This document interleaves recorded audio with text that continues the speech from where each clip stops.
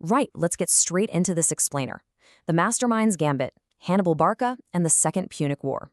Today, we're unpacking one of the absolute most stunning military campaigns in human history. We're going to look at how one guy, a Carthaginian general named Hannibal Barca, brought the seemingly unstoppable Roman Republic right to its knees. And the craziest part? He didn't just do it with swords and spears. He did it by weaponizing psychology, manipulating the terrain, and literally turning the weather against his enemies. Swear to never be a friend of the Romans. Imagine being 9 years old, and your dad, who just happens to be the brilliant General Hamilcar Barca, brings you to a sacrificial altar. He makes you lay your hand on a sacrifice and swear a blood oath to never, ever be a friend to Rome. That is exactly how Hannibal's story starts. It's like planting a seed of pure intergenerational hatred, perfectly setting the stage for an epic collision between two ancient superpowers. So how did we actually get to this breaking point? Well, it started back in 264 BC with the First Punic War. By 241, Carthage takes a massive hit, suffering a humiliating defeat where they lose Sicily and their entire fleet. Fast forward to 219 BC, and Hannibal is now in command and out for blood. He pulls off an audacious 8-month siege to capture the Roman allied city of Saguntum. Rome basically says peace or war, and Carthage enthusiastically chooses war, kicking off the Second Punic War in 219 BC. Now think about this for a second. How do you invade a massive empire when they totally own the seas? Rome was entirely expecting a naval war, or maybe a fight down on Carthaginian turf in Iberia. Since Rome controlled the water, a naval invasion was a no-go. So Hannibal does the unthinkable. He decides to take the initiative and invade Italy by land. He's bringing the war directly to the gates of Rome, catching them completely off guard. And just getting there meant moving this massive, diverse army, including literal war elephants, across the Rhone River. The logistics here are just wild. They build these massive raft bridges and cover them in earth so they look like a solid dirt path. Then they lead the female elephants across first to kind of coax the males into following.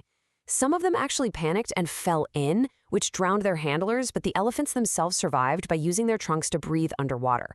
I mean, snorkeling war elephants, you honestly cannot make this stuff up.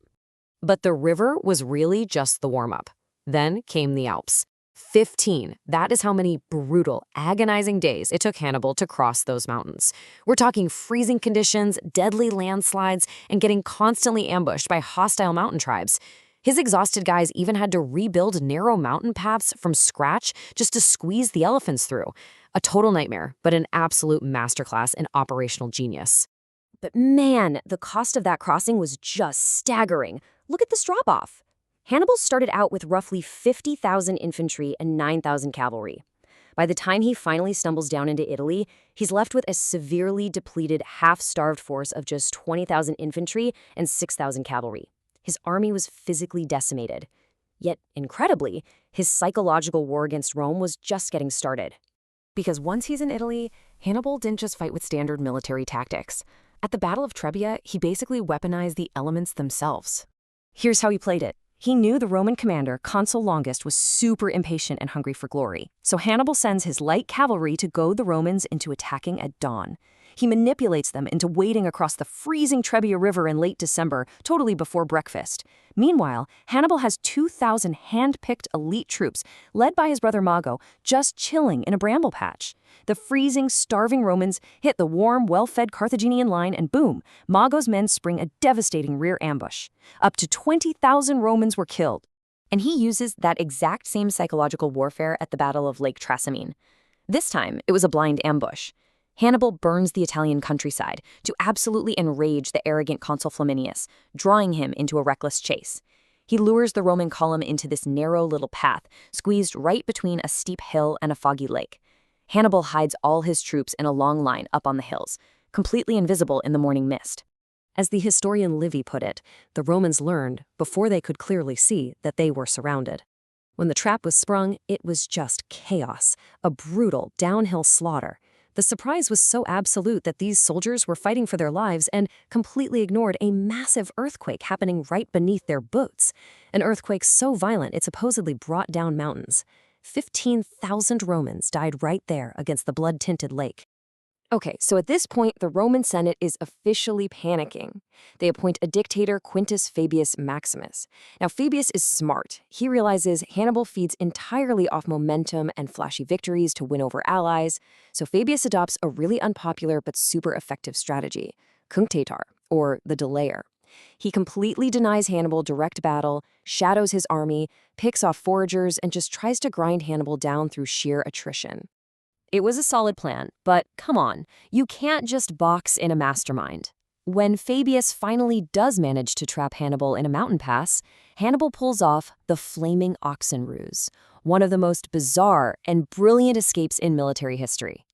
Picture this. In the dead of night, Hannibal has his guys tie bundles of dry wood to the horns of 2,000 oxen, sets the wood on fire, and drives this terrifying, glowing herd of cattle up a nearby ridge.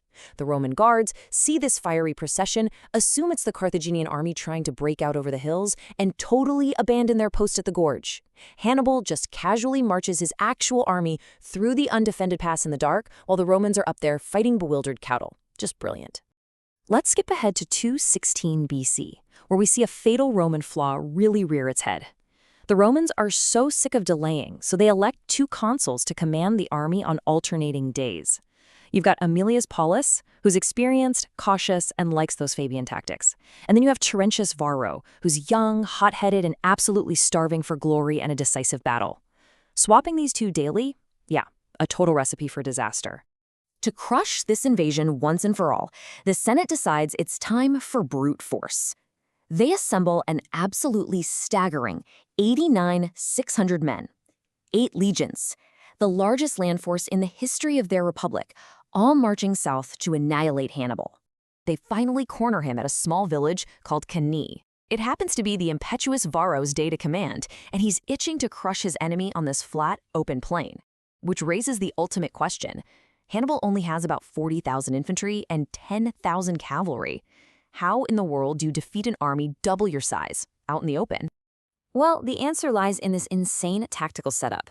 Hannibal deploys his center in this bulging crescent shape, putting his less reliable Celtic and Iberian infantry right in the middle to make it look intentionally weak. But on the flanks, he hides his elite, heavily armored Libyan infantry. He puts his superior cavalry out on the wings. And get this, he even positions his army so a southerly summer wind is blowing blinding dust straight into the Romans' faces, totally hiding his elite troops.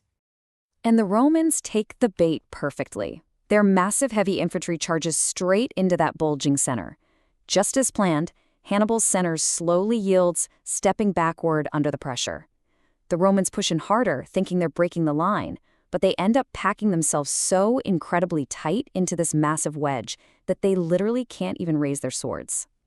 And that, right there, is when the jaws snap shut. The double envelopment. Just as the Romans thought they were on the brink of total victory, Hannibal springs his ultimate trap. Those hidden Libyan elites will inward, attacking the tightly packed Romans from both sides.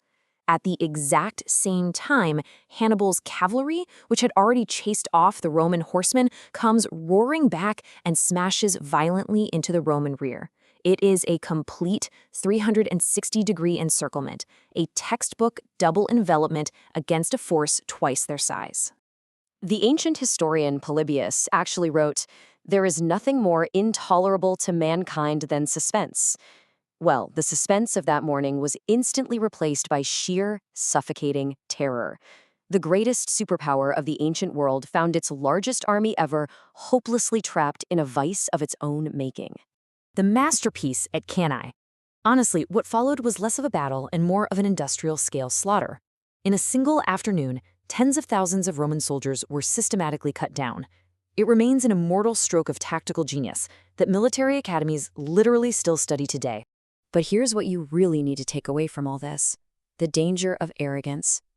Hannibal's true genius wasn't just moving troops around on a map. He defeated Roman arrogance. He repeatedly weaponized their predictable emotional reactions, their anger, their impatience, their thirst for glory, and he used their own massive strength right against them. So as we wrap up this explainer and leave the blood-soaked fields of Cannae, we're left with a pretty chilling question.